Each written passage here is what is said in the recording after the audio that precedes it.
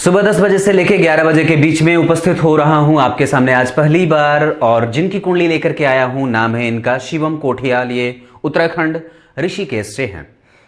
और एक बात और बता दूं कि आज से पहले जितने भी आपके वार बीते थे जीवन में, उसमें से ये सबसे यादगार, सबसे बेहतर वार बीते। और प्रत्येक दिन अब मेरी तरफ से आप लोगों को ये दुआएं मिलती रहेंगी प्रत्येक दिन सुबह में जब भी उपस्थित होऊंगा। तो भगवान करे आपका ये वार बेहतर बीते और आपका ये दिन सबसे यादगार दिनों में से एक हो, अच्छाई के लिए।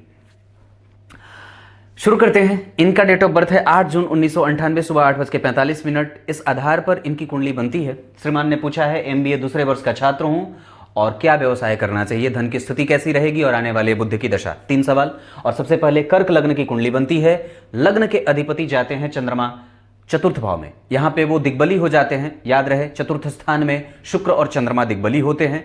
परंतु लग्न का अधिपति नीचा विलासी हो रहा है क्योंकि उनके जस्ट आगे का भाव उसके नीच की राशि का निर्माण कर रहा है।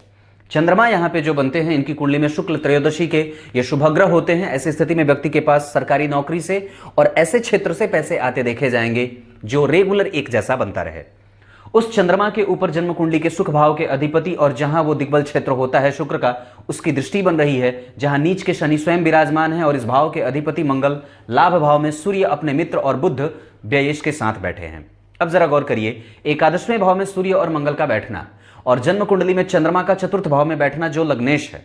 ऐसी स्थिति में कि व्यक्ति का व्यक्तित्व कहां छुपा है, सुख में। और यह व्यक्ति कर्क लग्न का है जिसकी कुंडली का नौमांश कन्या का बन रहा है, यानी कि 2 शुद्ध ग्रहों का बनना लग्न का लग्नेश। कहने का मतलब ये बहुत अच्छी बात है। जहां व्यक्ति अगर व्यवसाय करने का सवाल पूछ रहा हो तो उसके उत्तर में आप जरा गौर करिए। आपकी कुंडली में मंगल जो है वो रोहिणी नक्षत्र के बैठे हैं, जहां सूर्य अति विशिष्ट कारक भाव में पहले से ही विराजमान है। सूर्य बुध का बुद्धादित्य योग और मित्र के साथ बैठना। और यहां पे अगर विचार करिए तो सूर्य और बुध एक दूसरे को बहुत अच्छे तरीके से सपोर्ट भी करेंगे। एकादशवां भाव बली है। ऐसा इसलिए इस फलादेश का ये अर्थ हो जाएगा, इस ग्रह के यहां पे बैठने का ये सीधा सा मतलब होगा कि व्यक्ति का लाभ और व्यक्ति के जीवन में जितनी भी इच्छाएं हैं वो क्रमशः पूरी होती जाएंगी।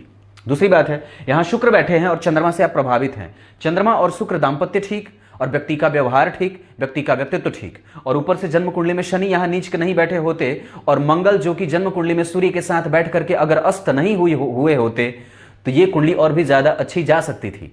परंतु वो इसी के कारण कमजोर हो रही है। बजरंगबली की पूजा, प्रत्येक दिन हनुमान चालीसा का 3 बार पाठ।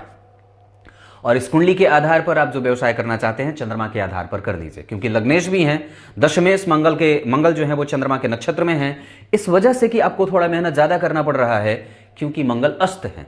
तो अस्त होने के कारण वो विकल हैं, परेशान हैं, कुंठित हैं, चिंतित हैं, व्यथित हैं। इस वजह से आपके दशम भाव को वो रेगुलेट सही तरीके से नहीं कर रहे और उसी भाव में एक नीच का ग्रह भी बैठ गया है।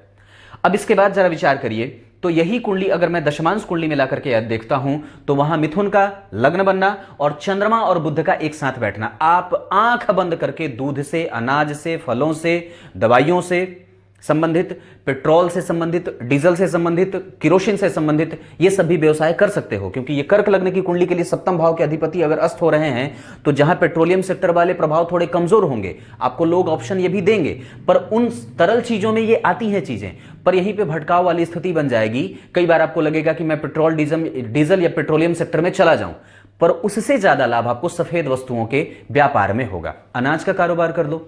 चंद्रमा और शुक्र एक दूसरे को देख रहे हैं, आप स्टोरेज खोल सकते हो, फलों का बहुत बड़ा व्यवसाय कर सकते हो। आप तो ऋषिकेश के हो, उत्तराखंड से नजदीक है हिमाचल, आप फलों का कारोबार कर लीजिए। उसके बाद आप सब्जियों का कारोबार कर सकते हो, चावल का, दूध से बनी सामग्री, ये सारी चीजें बनती हैं आपकी कुंडली में। अब आगे बढ़ता हूं।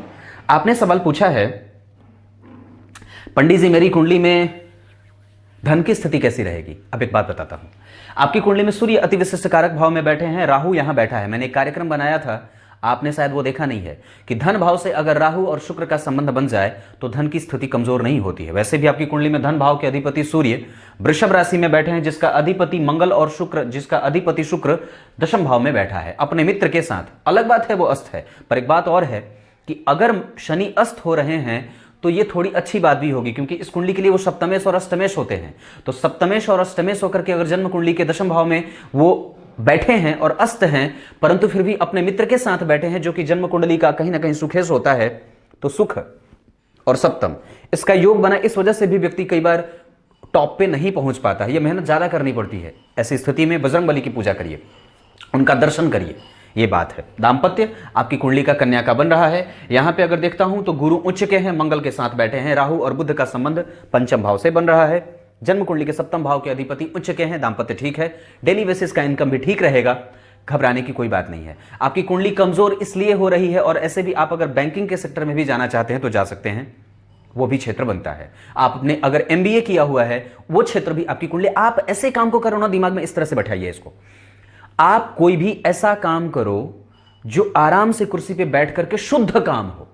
शुद्ध मतलब बिल्कुल जिसमें भी ठगी की स्थिति न बन, क्योंकि चंद्रमा है ना भाई, तो चंद्रमा अगर शुद्ध ग्रह होकर के बैठा है, वो आपकी कुंडली में शुभ ग्रह बन के बैठा है, चंद्रमा और शुक्र व्यक्ति को शुद्ध और साफ मानसिकता का बनाते हैं, उस पर शनि का न्याय पड़ रहा है, तो ऐसी स्थिति में व्यक्ति के पास आयु भी है, क्योंकि लग्नेश को शनि स्वयं देख रहे हैं।